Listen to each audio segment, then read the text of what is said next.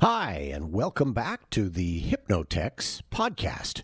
I'm Rob from Hypnotex, and today I'd like to discuss some common myths and misconceptions about hypnosis. This is interesting. You can find these lists all over the internet, and most of them are actually pretty good because most of them more or less repeat the same thing the other lists have repeated. So I'd like to address a few of these from the hypnotherapist's standpoint. So, as always, if there's something that I don't cover or that you agree with or don't disagree with or do disagree with, strike that. Please use the comment form. I am perpetually fascinated with the quality, the very high quality of the feedback that I get from the comment form. So please feel free. Join in. Let me know what you think. Give me your feedback. And if I missed something, I promise I will. Well, it's easy enough. I can sit down and record another one of these, perhaps an entire session just about what you've got to talk about. So, in any case, let me know. So, first one, and this feeds right into something that I've been working on. I put up on my site not long ago a kind of a fun quiz or assessment, and it's entitled, Can I Be Hypnotized? And it's a half dozen questions that you answer, and then at that point I do an estimation based upon my experience about how easy it would be to hypnotize you. And it's obviously not as accurate as if I sit down and give you a full assessment or interview you, or there's no firm way, but since the answer is actually, it's been decades since I tried to hypnotize somebody and they didn't go under. The answer is almost always yes. You can be hypnotized if you're human, if you are of average intelligence or better. In fact, we'll address this, that the more intelligent you are, the easier it is to hypnotize you. You just have to use the correct techniques. And if you have even a shred of imagination, if I can say, can you imagine a tree? And in your head, you can form either a picture of a tree, which some people can do, or you can form an idea of a tree. Then you've got what it takes to be hypnotized at that point. It's all a question of if you're willing and the skills that your hypnotist has. So the myth that some people can't be hypnotized is, there's a grain of truth. Like, I think every one of these myths and misconceptions, there's some little grain of truth to them. And out there are people who can't be hypnotized for one reason or another. And it's usually, if you bump into them when you're doing street hypnosis, it's usually drugs or alcohol is the reason why, or they're completely unwilling. You can fight hypnosis. And in fact, perhaps I'll do a podcast on that one of these days, is how not to get hypnotized. There's some fun little tricks that you can do so that if you're ever at a show and you know you're prone to going under, you can actually prevent that from happening. So if you like that idea, throw it into the comments down below and we'll go from there. So in any case, some people can't be hypnotized. It's a myth.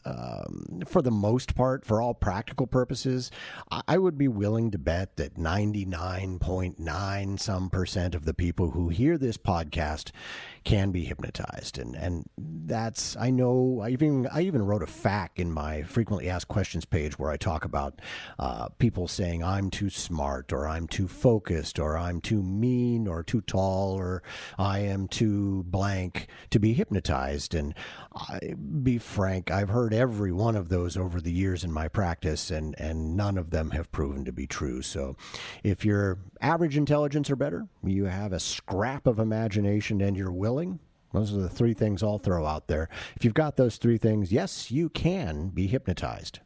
Now, this next one's kind of fun.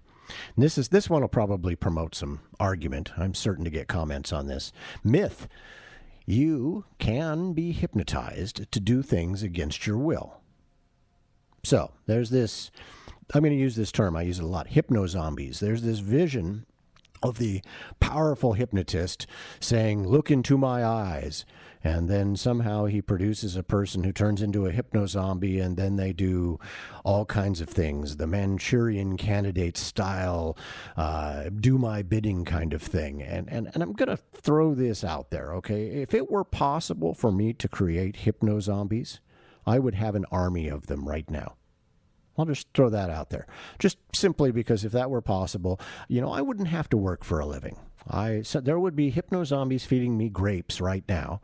And maybe I'd even have a hypno-zombie do this podcast for me. So if it were possible to put you into a mode and have you do things against your will, unscrupulous people would do that all the time. Now, let's say that hypnosis has gotten a bad rap here because it's been part of some experiments. We had some folks not that long ago,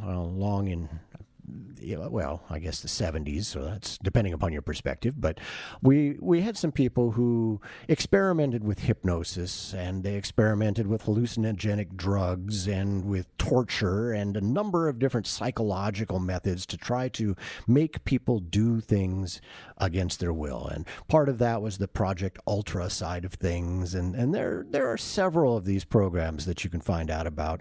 And one of the things that they wanted to do was to be able to use hypnosis for interrogations and to get people to perform actions very Manchurian Candidate style. And it turns out that hypnosis is not that great for you, for that kind of thing.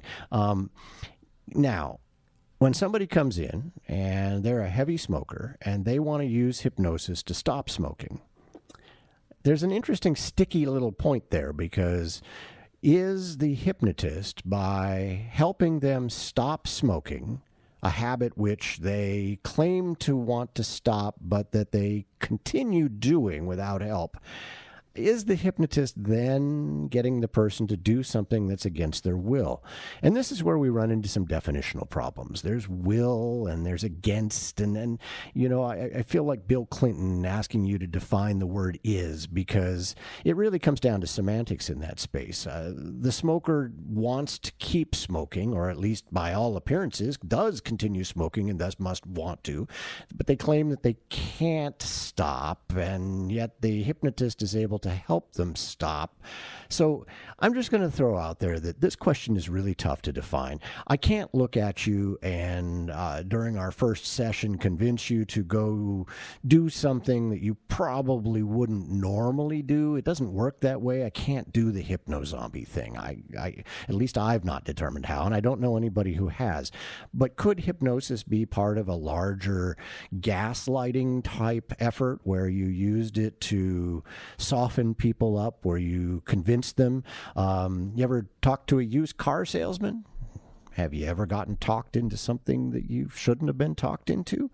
Okay, well, let's just say that maybe you can be convinced to do something that you might have said was against your will. So I'm not going to answer specifically yes or no on that one. It's mostly no for the purposes and in the intent of the question. But hypnosis can be part of things that help you move in a direction that you might not have been inclined to move. That's stop smoking, that's lose weight.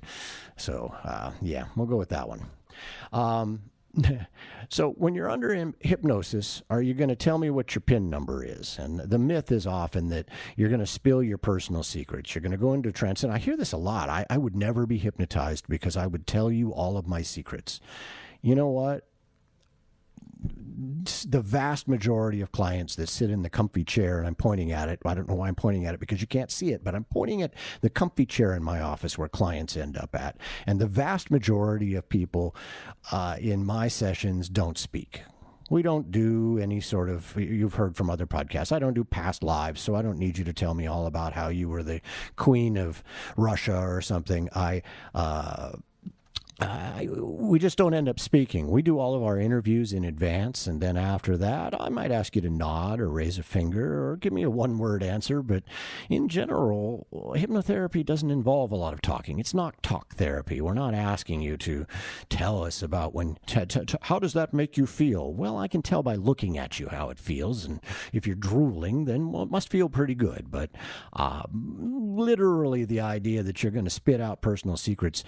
There's a concept in hypnosis known as congruence, and that is that you're aware. Your conscious mind is still there. It's just stepped aside for a little bit, and it is still listening. If the smoke detector goes off in my office, you're going to get up. You're not going to lay there totally bombed out of your mind and die a horrible death because the building burns down. The smoke detector goes off, and yes, the batteries are good in the smoke detector, but it goes off. You're going to get up out of the chair and get out of there. So your conscious mind is still paying attention, and you are still listening. And so if I say, hey, client, what's the PIN number for your debit card? You wouldn't normally give that to me. At least most people would not. And in fact, in the context of my comfy chair and a hypnotherapy session where you're expecting to work on anxiety or something, that's something that's going to pop you right out of trance. So one of two things is going to happen. You're going to ignore me, or you're going to open your eyes and go, not a chance, Rob. Good going. Yeah, now give me my money back. I mean, that's going to be the extent of it because it was incongruent. Basically, if I try to get away with something that you don't like, it causes what's called an abreaction, which is a negative reaction, and it'll pop you directly out of hypnosis. So there is no spilling your personal secrets. Believe me, if I could hypnotize people and get them to tell, once again, go see the topic of hypnozombies again because, hey, that's a sure way to get rich at that point. I'll tell you, it's just not possible. But anyway, next myth. You won't remember what the hypnotist says. So I'm going to tell you, this is like 50-50. And there are some people who just simply don't remember what happened during the hypnotherapy sessions. They just flat out don't. And even if I tell them to remember, they don't. It's just some people are wired that way. Other people remember every word. It's remarkable. They can repeat back. And sometimes they'll say, yeah, I thought it was funny. You kind of slurred your words when you told me that. I'll go, oh my goodness. They remember even the inflection that I used for the words. In the middle, most people will remember some stuff, and other stuff might be a little fuzzy as they drifted a little bit. And in some people, for example, if we're doing trauma work, I might be able to instruct them not to remember, and that'll help stuff sort of drift into the background. And other people, I might even say, pay attention, you'll remember this when the session is over. And at that point, people do. So it's best thing you can do is talk with your hypnotherapist. Talk to the person who's going to hypnotize you and let them know if you're concerned. I'm concerned that I won't remember and that bothers me. Or I'm concerned that I will remember and that bothers me. But that's part of rapport. Talk to me, talk to your hypnotherapist, make sure it's abundantly clear that you have a preference in this space or a fear or a concern. Bring that up. And if you don't get asked, normally I'll ask, but if you don't get asked, then you should bring it up. And that's, once again, part of that process. That's part of that learning to get to know your hypnotherapist. So, next one. I'm going to get into a trance. Rob, you're going to put me into that comfy chair you keep talking about, and I'm going to get stuck. I read somewhere, I saw a movie, my friend told me that you could get stuck. Yeah, it's not going to happen. Okay. Raise your hand if you've seen the movie Office Space. Okay. All right. That's most of us.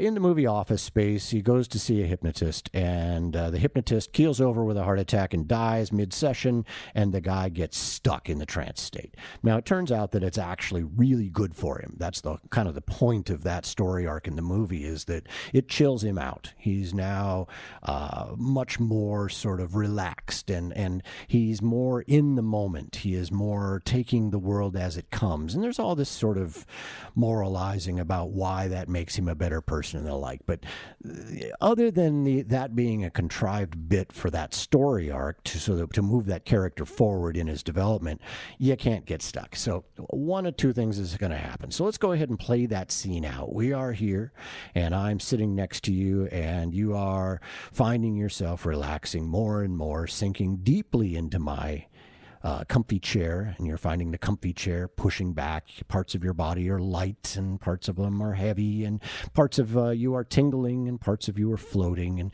you're feeling all of these things happening. And then I suddenly go, oh, my heart, and I keel over and hit the ground. So, depending on who you are and your experience, etc., about half the people are just going to fall into a deep, profound sleep at that point, and they will discover my cold body on the floor when they wake up from their sleep. And it'll all be over at that point, for me anyway. In any case, imagine the shock. They'll come out of a sound sleep because they've dozed off, and I finally stopped talking, and so that was an opportunity to fall asleep. And suddenly, I was gone, and that's the way it is. So the other half of the people are going to wait a little bit. They're going to wonder, well, he hasn't stopped talking since I came in the room, so I wonder what he's doing. And then there's probably going to be an eye that opens, and then this growing sort of sense of apprehension. This doesn't feel right. And those people, at least, there's an opportunity for them to maybe call an ambulance and save my life. But they're eventually going to spot me laying on the floor and move on from there. But there's really only two options from hypnosis: fall asleep or wake up. And it's that blunt. So you can't get stuck.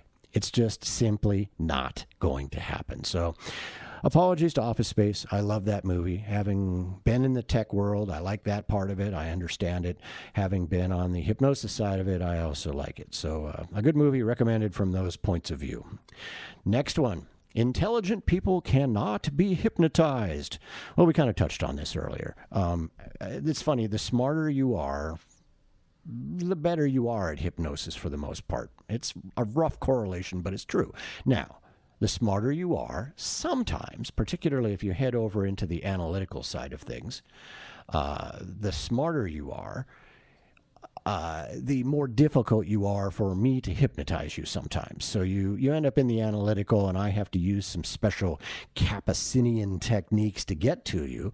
But it's fascinating how I get these people with great big brains that work for the tech companies around here. I'm in the Seattle area, and so I have clients who work for Facebook, for Google, for Amazon, who work for Microsoft, who work for, we got all the tech giants around here. And so I get some bright people that come through, and a lot of them have anxiety issues and some problems with imposter syndrome and that sort of thing. Very common things, stress.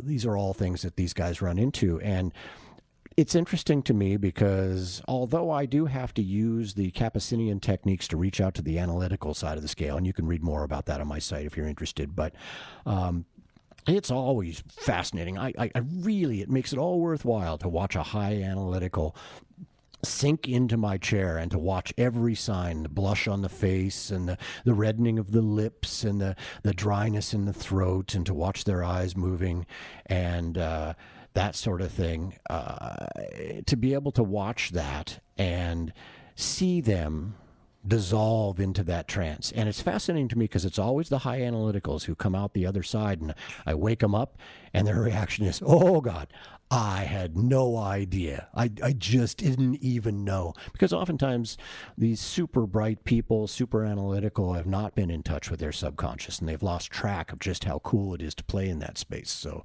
fascinating thing. But yeah, sorry, if you're smart, you're going to get hypnotized, all right? It's really, it's funny because people tell me, oh, well, I can't be hypnotized. And of course, from what I've told you already, you know that I immediately look at them and I wonder, are they below average intelligence, or they have no imagination?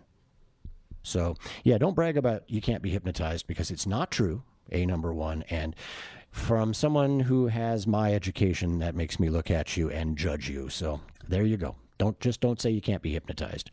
So what is hypnosis? People say it's the same thing as being asleep or unconscious, and it's not true, okay? It's plainly not true, all right? Let me tell you, when I'm asleep, I sleep like the dead. The University of Washington Husky Marching Band, I don't know if you've ever heard these guys, but they are loud. You could march them through my bedroom when I'm sound asleep, and I would not wake up. I would not be aware of it. Nothing would happen. I'd just lie there and drool on my pillow. Okay? I admit it. I'm a pillow drooler. It's sound asleep, knocked out, unconscious. In hypnosis, you're aware of everything that goes on around you. In fact, I use that. So as you are slowly dissolving your way into hypnosis for the first time, it's weird because there's this sort of, you're observing yourself being asleep, but you know you're not asleep because you're observing yourself. And so I oftentimes will point out something that causes people to focus in. The big one that I use normally is I have an old-fashioned clock with hands hanging in my office. I know. It's very old-fashioned of me. There's a digital clock too, all right, so don't give me a bad time. But I use this old-fashioned clock with hands, and you can hear it ticking everywhere in the office. And you don't hear it. Most people don't hear the ticking. It just disappears into the background. It's one of those million pieces of data per second that your mind is just not paying any attention to. Your subconscious still hears it. And so it's fascinating as people disappear into trance to say, isn't this fun?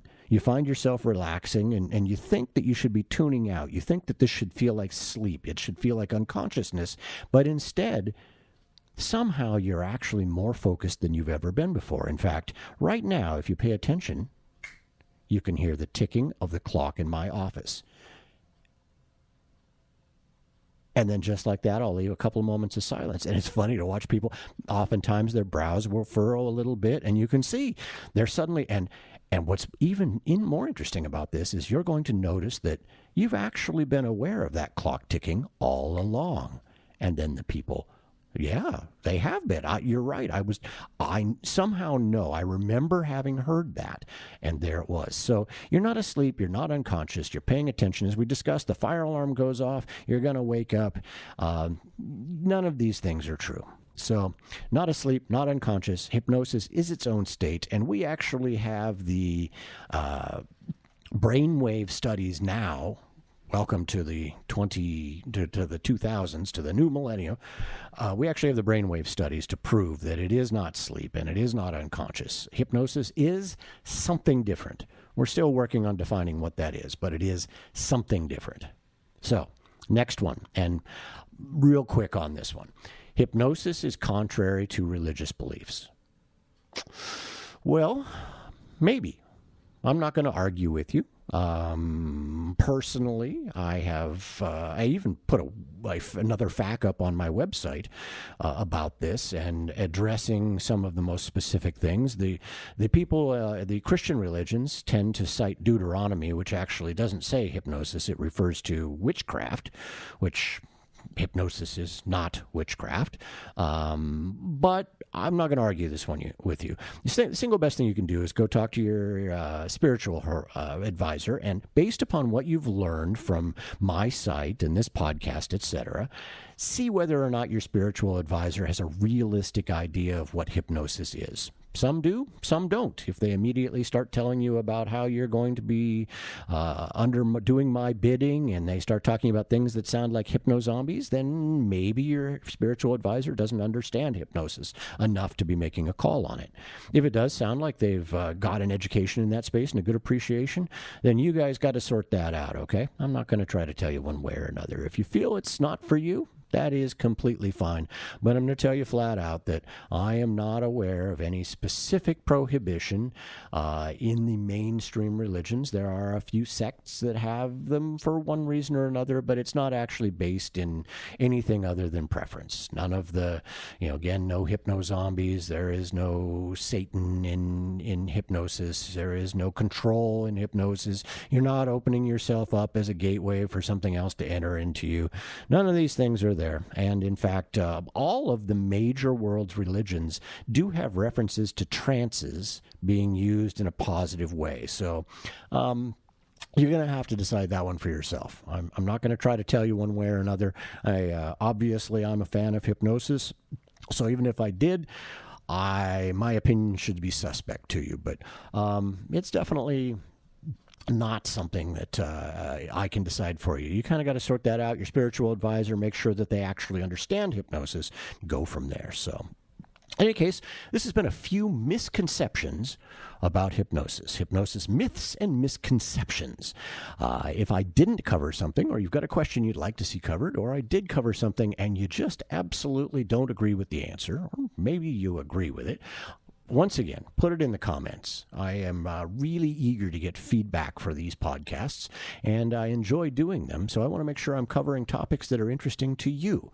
So let me know what you think.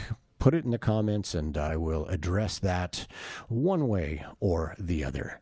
So, hypnosis myths and misconceptions. This has been the Hypnotex podcast, and I am Rob with Hypnotex. I will see you, well, for the next one.